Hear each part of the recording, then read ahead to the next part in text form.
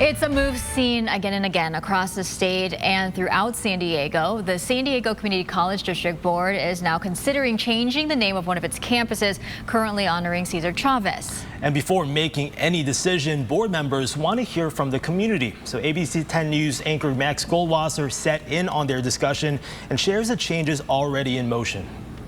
Here in Barrio Logan, you're surrounded by the legacy of Cesar Chavez on the walls, along the streets, and at a community college campus bearing his name. But after a unanimous decision by the district board on Monday, this building now temporarily goes by a different name, setting the stage for a permanent replacement in the near future. He's someone that looked like my family, someone that was, it's hard to even think positively about him, given, the allegations. Hazel Arroyo was one of the many people Cesar Chavez inspired as a kid.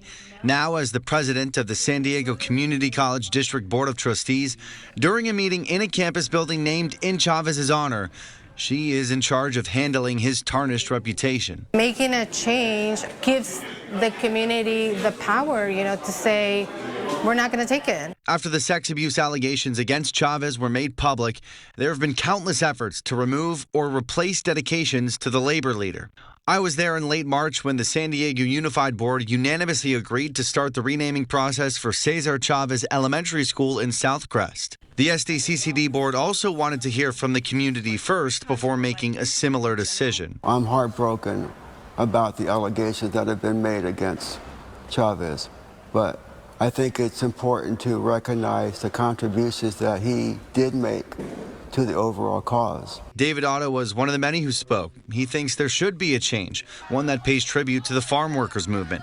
Others, like Enrique Velez Garcia, think Chavez's legacy should not be erased. Stand up with people as a leader.